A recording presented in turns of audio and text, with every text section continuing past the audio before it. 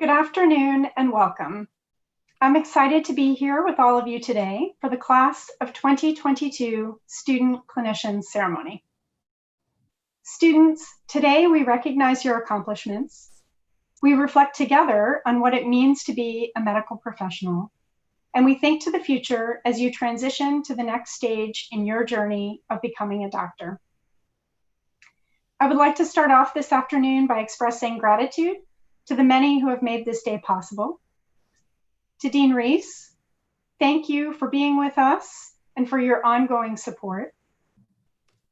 To all the faculty and those who are here today to witness this group of students take their own oaths of professionalism, thank you for your commitment to education, your passion for teaching and mentorship, and your dedication to your patients and the field of medicine.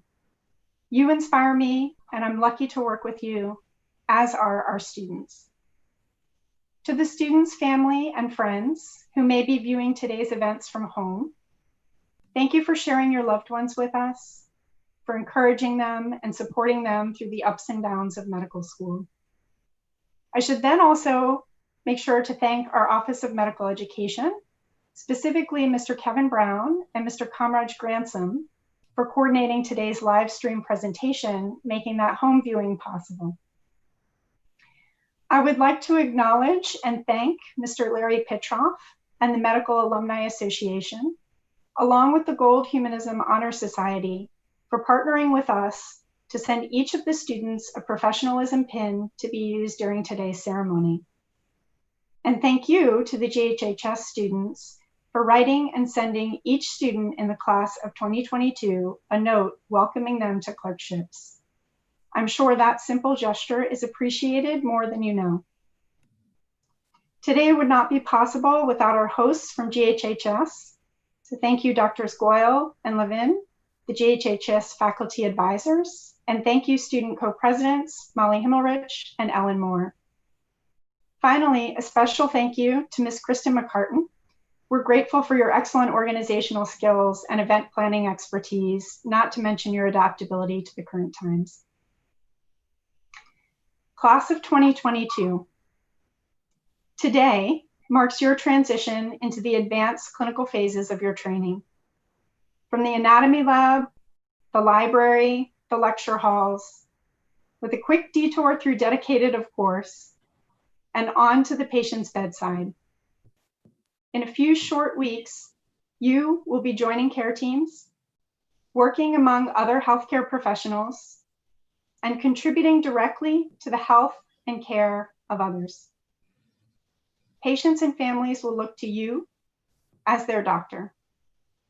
You will provide comfort, a listening ear, and a healing touch as you navigate the patient-physician relationship. And while this moment alone marks a momentous time in your personal journeys, your entry into doctoring is also marked by a historic pandemic, one that has affected all of us in some way, but has also highlighted existing disparities in our healthcare system, and as well by a call to action in our communities against the injustice and racism plaguing Black men, women, and children, our colleagues, friends, neighbors, and our patients. Your careers will be marked by these historic challenges, the likes of which many of us have never faced. The road ahead will be difficult. Change is never easy, but necessary. Your willingness and compassion are what is needed to help move us forward. While the challenges you face may be hard, they are worth the effort. And I look to the words of Ms. Obama to encourage you.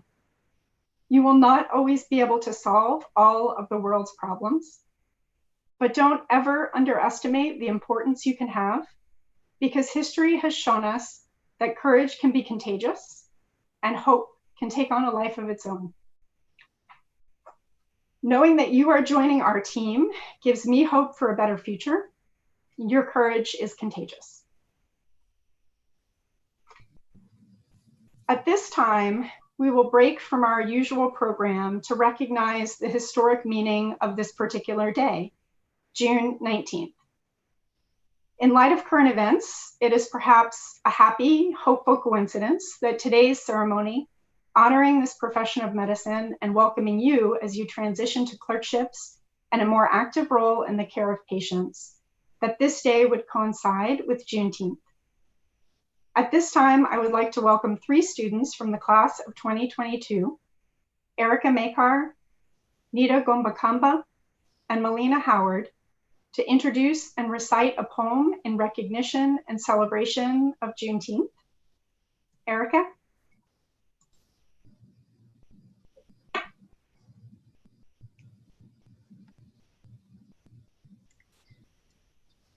On June 19, we celebrate the ending of slavery in the United States, a day known as Juneteenth.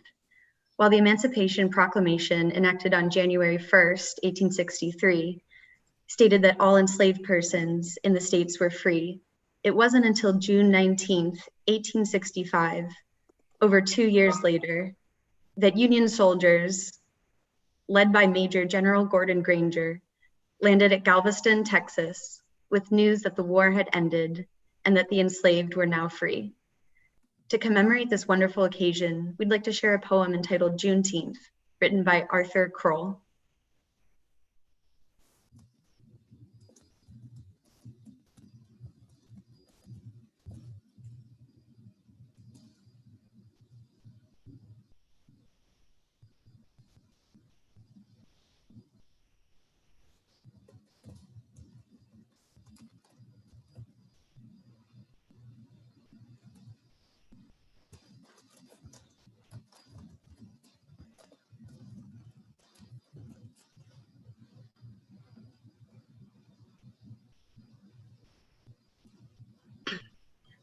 January 1st, 1863 was the official day for President Lincoln's Emancipation Proclamation. But it was 2.5 years later before the start of the Freedom Celebration. Many attempts were made to explain this delay. It has remained one of the great mysteries until this day. One story says the messenger of freedom was murdered on his way to Texas. This was supposedly the first one of the conspiracy theory nexus. Another one reports the landowners censored the news to maintain their labor force. One of the more popular stories, but who was the source? Yet another tale of federal troops allowing another harvest of cotton. Of all of the dirty tricks, this one was the most rotten.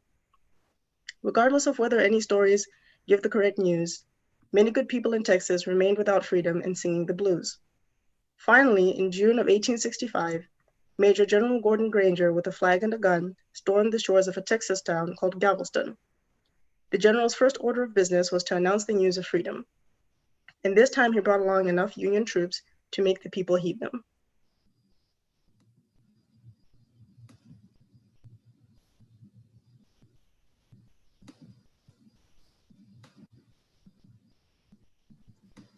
Some people reacted with shock, while others reacted with complete jubilation. The news of this day finally spread all over the nation.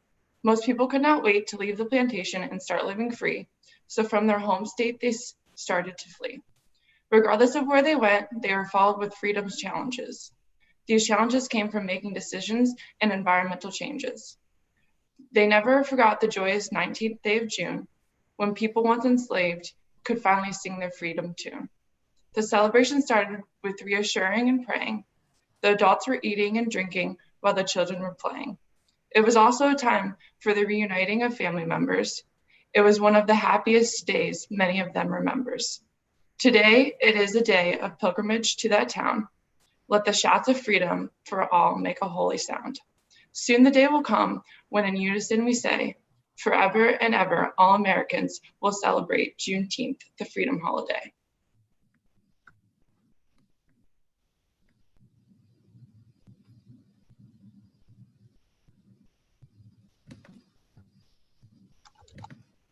Thanks so much for sharing that, Erica, Nita, and Melina.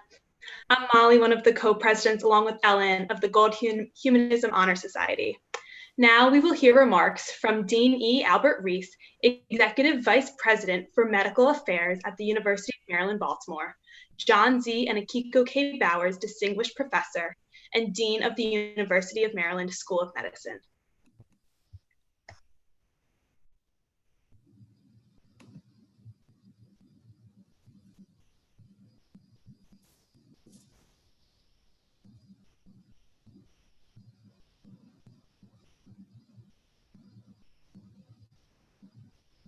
Students, you are now prepared, and I'm sure excited, eager, and perhaps a little nervous as you enter the next season of your medical career. After 2 challenging years in the classroom, the last small portion of which was actually virtual, you will soon have the chance to join the front line and employ the abilities and the skills that you have learned thus far. It's unfortunate that we cannot conduct this special ceremony in person, but let this virtual format serve as a reminder of the value that you bring to the clinical setting, and that which you could not be entering at a more critical time in our history. Especially now in this pandemic season, you will rapidly learn the new skills during your 3rd year of medical school. As a father of modern medicine, William Osler once said, and I quote him, "The good physician treats the disease. The great physicians treat the patient who has the disease," unquote. I challenge you always to remember the human being who is behind the disease. When we prioritize the patient over pain, we help our patients see well beyond the current state of affairs. Make no mistake, our department impacts the treatment that we provide. One of the most significant ways that we can fulfill our role as physicians is to maintain a positive, upbeat attitude. The cornerstone attributes of being a physician capture this attribute in 3 C's: caring, compassionate, and committed. This is what I hope you will learn as you enter the clinical years. You've all received your professionalism pins for your white coat today. As you begin this next phase of your medical education, we want you to revise the oath taken during your white coat ceremony and recommit to the promises you made at the time. The pin will serve as a constant reminder of your commitment to your patients as well as to your profession. Please do not ever forget the tremendous responsibility you have to your patients. The manner in which you practice your medicine today will determine the nation's quality of health for tomorrow. In closing, let me leave you with this charge. Achieve honor, achieve integrity, achieve selflessness in your own relentless pursuit of excellence every day. Good luck to you in your 3rd year and 4th year of clinical care of patients. Thank you.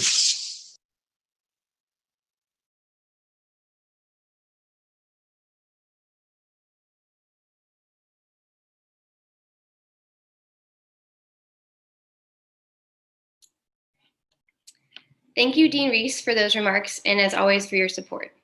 I next have the honor of introducing our keynote speaker for this event, Dr. Neil Reynolds. Dr. Reynolds is an associate professor of medicine at the University of Maryland and co-director of the multi-trauma ICU at R. Adams Crowley Shock Trauma Center.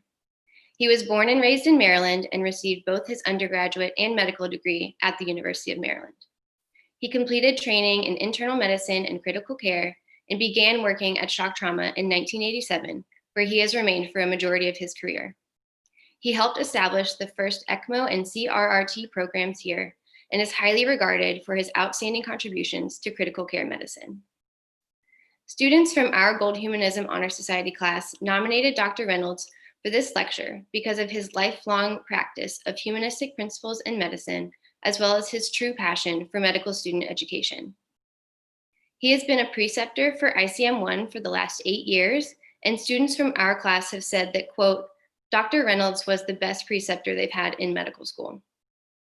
One student also said, I attribute most of my clinical skills to his teachings. Year after year, he is honored for excellence in teaching and most recently was nominated as the Critical Care Attending of the Year at Shock Trauma for the 3rd time. He is also known among students for his respect for patients, their dignity, and their time. Dr. Reynolds has committed himself to providing high-level care for underserved patients in Baltimore, and he has been a strong believer in the power of telemedicine long before the surge of telehealth we're seeing now. He's used this technology to reach patients with little or no access to healthcare. We think that his perspective is particularly important during these unprecedented times because of his extensive experience working with marginalized populations and long history of innovation in the field of critical care medicine. He is currently virtually on the front lines of patient care, driving robots around the critical care ward in the shock trauma ICU to visit with his patients and speak with their families. His storied career could be described in a lecture series in and of itself, so I'll have to stop myself there. And without further ado, I would like to thank Dr. Reynolds for being here to speak with us and turn the floor over to him.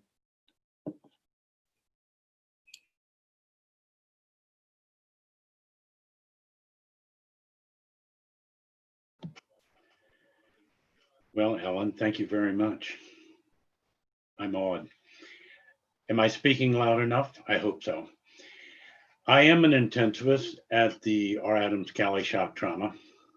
So that means I deal with machines and devices and technology and biochemistry, monitors, internal, external. And we make a lot of numbers. We reduce our patients to numbers sometimes. Yet this real, everyday life and death environment is earthy, it's personal, it's gritty, it's close and painful. It's packed with everyday human experiences. So I hope I have something to share with you. So I'm a graduate of this medical school. I entered my third year, are you ready? 1974. And some of you are doing quick calculations. That's 46 years ago. None of you were born then. And perhaps some of your parents weren't even born then. And yes, I'm a grandfather. So there.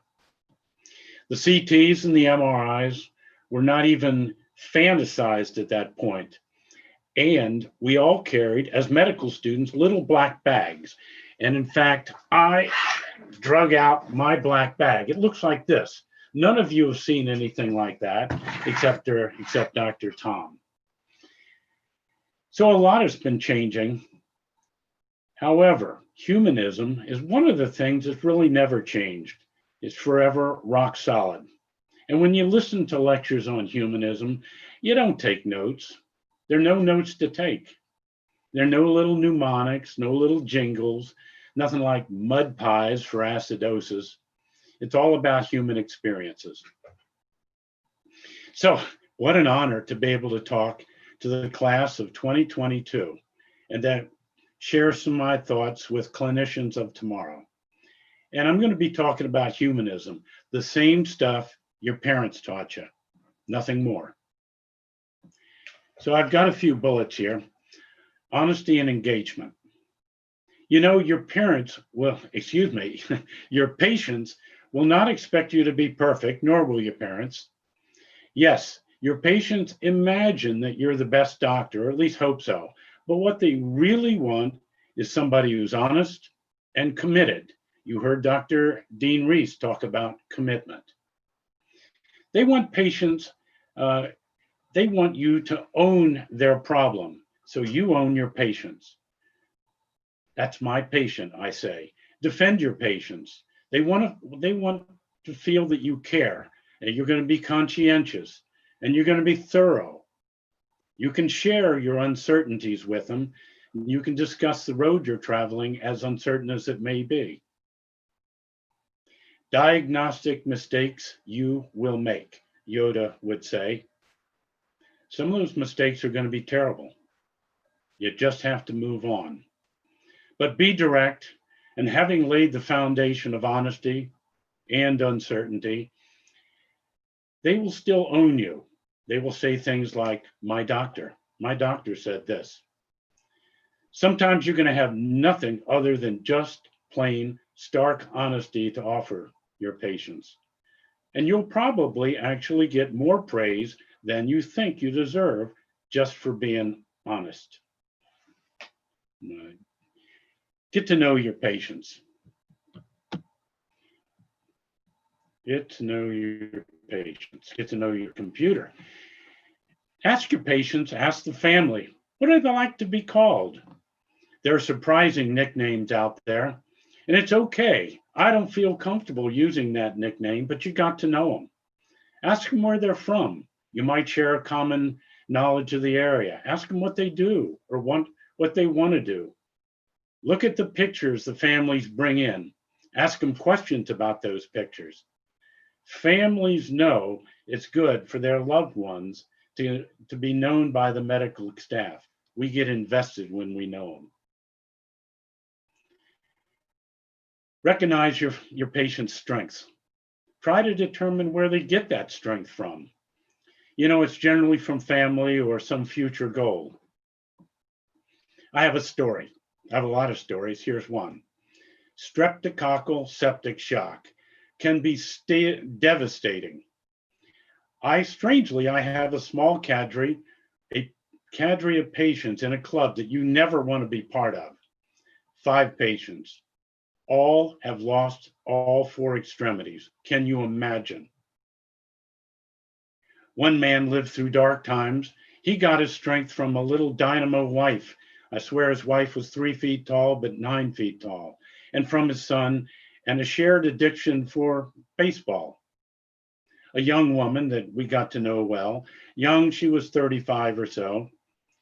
And I remember a quote, and here it is.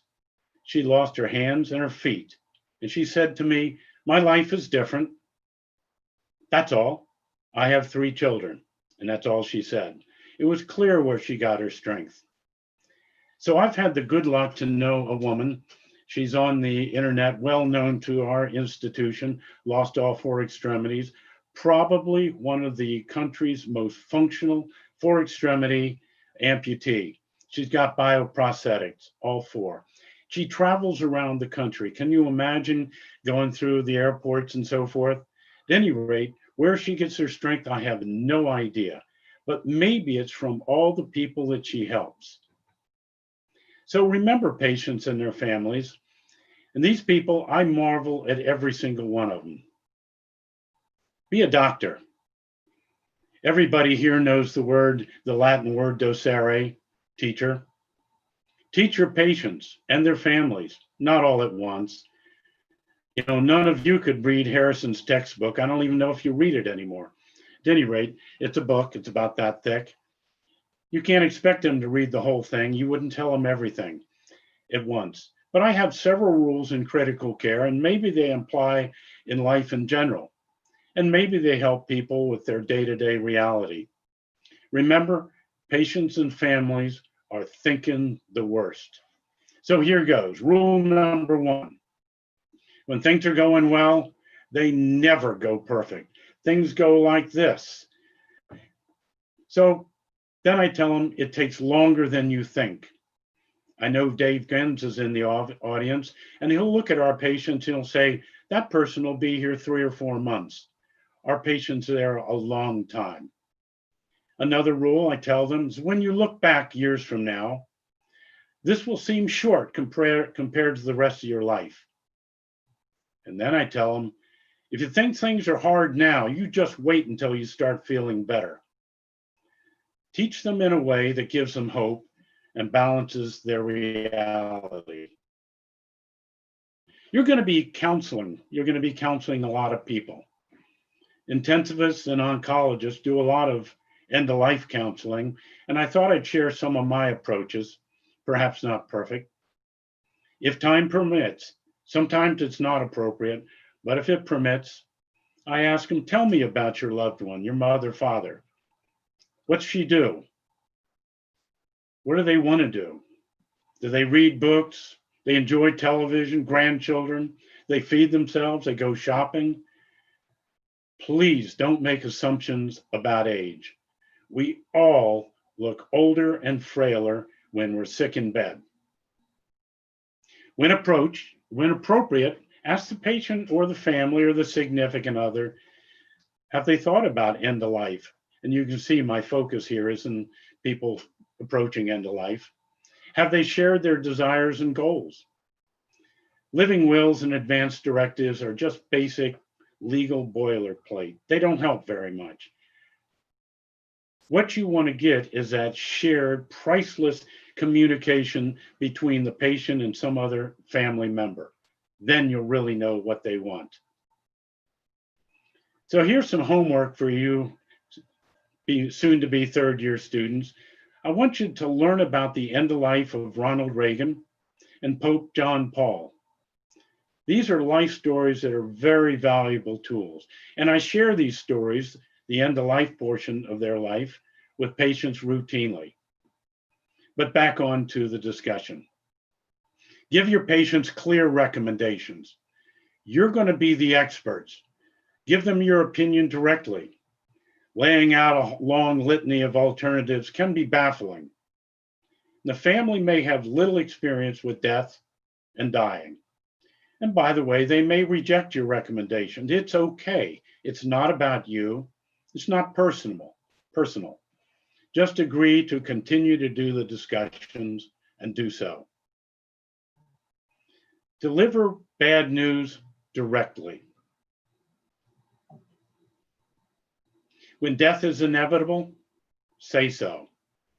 Long dissertations before getting to the bottom line is confusing. Arrive quickly to the bottom line and then be silent and let the family, the patients, the family ask questions.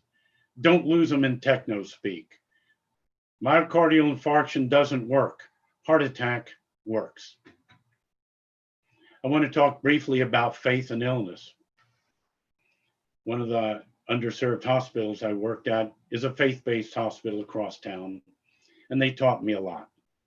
Don't be afraid to ask the family or the patient if they're a person of faith. Remember, the majority of our population is spiritual. You don't need to be a minister or even faithful, just respectful. Pastoral services really are a specialty service. Get their consultations. They are experts also. And don't be hurt when somebody says, you know, we believe in God and you're not God. Well, you actually know that. You didn't need to be told. You just continue to educate and counsel with your best judgment. There are traps out there, many I'm sure. I'm going to tell you about one of them, and stories. Don't be prey to the common statement, she, he, they wouldn't want to live that way. This may come from your medical colleagues. It may come from the family. When coming from your colleagues, kind of what they're saying is, you're doing too much, or you should let them die. Certainly nobody wants to live with a disability. Nobody. This is always true. Having a disability and not wanting to live are far different. I'm going to tell you quickly about Christopher Reeves. Do you remember him, Superman? He had an equestrian accident. He came down, landed straight on his head, broke his neck at C1. He was an immediate C1 quadriplegic. He either had the good or bad luck. Somebody in the audience came down and breathed for him, kept him alive. He didn't want to live that way, but he served our country very well for 9 more years, strongly supporting spinal cord research. But that's not always true. Sometimes patients don't want to live, and it's legitimate and appropriate. But be good for your word, and I'm going to tell you another story. Strangely, in the time that Christopher Reeves had his injury, I had another patient, but older, exact same injury, exact same events. Somebody saved his life, so to speak. He came to me. This patient did not want to live. I bargained hard with him to give himself 30 days of life. He did. 30 days and about 1 minute later, his wife called back and said, he's ready to be let go. We brought him back to shock trauma, and I helped him through the last hours of his life. That was my part of the bargain. He was my patient. That was many years ago. Don't let these machines interfere with your patient relationships. In some real ways, computers have led to an unforgivable barrier between you and your patients. Patients hate you talking to your computer. Turn around, face them. Arrange your office ergonomically so you face your patient. You know, I think it's okay to politely cuss at your computer. The patients can relate to that. But most of all, you are the technology generation. Dream up less intrusive ways and make it happen. Telehealth, as Ellen mentioned, what a great tool to democratize medicine, to reduce inequalities. During this COVID-19 event, I do now drive a robot around in the ICU to care for patients. It's unique. I roll into the room and patients smile at me. And some actually think I'm inside that robot. I'm not. But in the blink of an eye, pretty quick, it's Dr. Robot and a patient. They adapt stunningly quick. And I do Zoom, somewhat like this. Zoom videos with families. I've delivered updates. I've delivered bad news, end-of-life counseling. But you know, I did a conference not long ago where I was here at Shock Trauma. Actually, I was home, I believe. At any rate, the family was on their front porch. And virtually, I was in a place that they were very comfortable with. And you know, I think that actually worked better than having them here at the hospital in one of these sterile rooms. So you can make technology work, maybe even better than face-to-face or whatever. So I do remember technology, triumphs, great therapeutic interventions, extraordinary saves, and I know you'll engage in lively debates about technology. You'll have all sorts of numbers and share them. Humanism, that is honesty, engagement, commitment, responsibility, respect for differences, will give you the human interactions that will stay for you for your whole career. You'll develop special ways to help your patient, and that's what it's all about, helping your patients. It's really that simple. And you will, in fact, be that best doctor your patients want. Well, I hope some of these thoughts may make you more confident as you go through your clinical years. And I wish you all the best. Thank you for listening.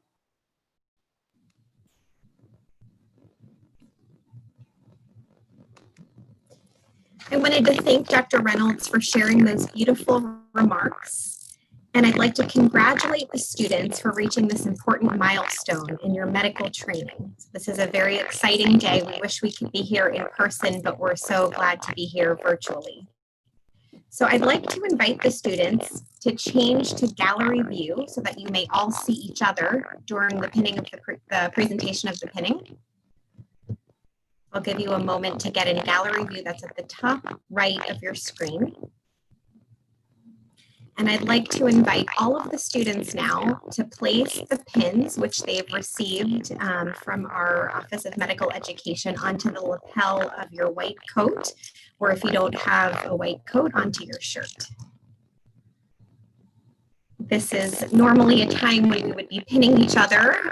So if you do have a family member or friend, you're welcome to have your loved ones place the pin. If not, you can place it yourself.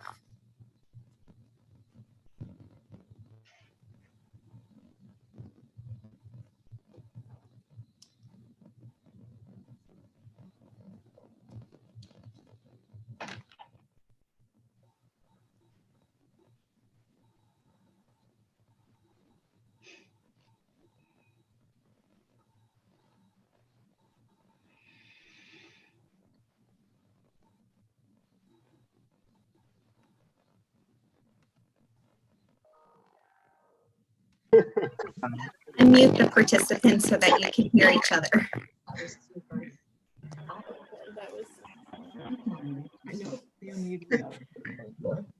Awesome.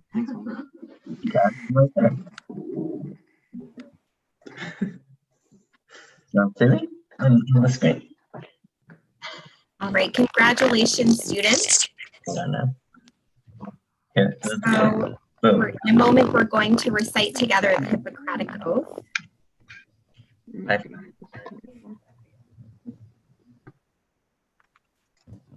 I'd like to invite you all to change your monitor to speaker view.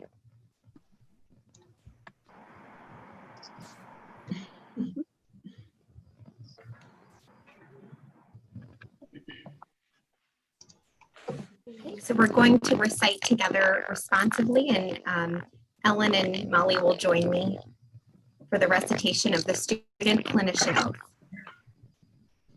As I begin this next stage of my medical career, As I begin the next stage of my medical education, and to serve them with integrity and compassion.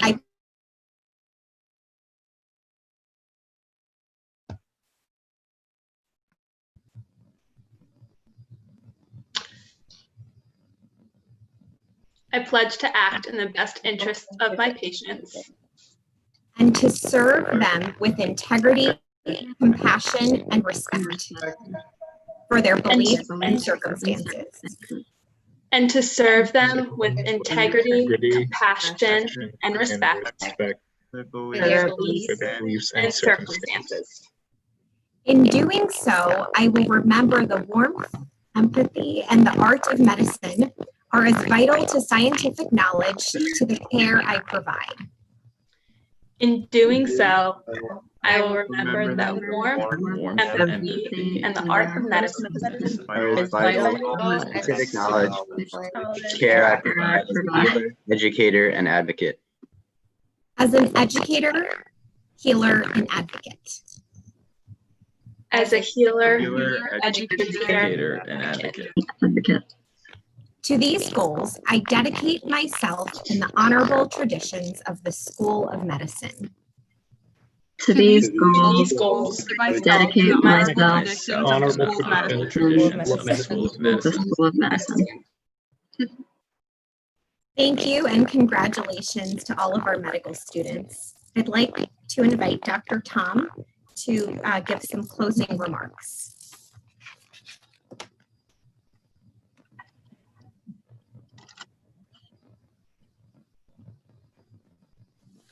Thank you, Dr. Levin, and thank you to everyone that made this day possible. Dr. Reynolds, thanks again for sharing those stories with us today. Your thoughts on humanism were so on point to me.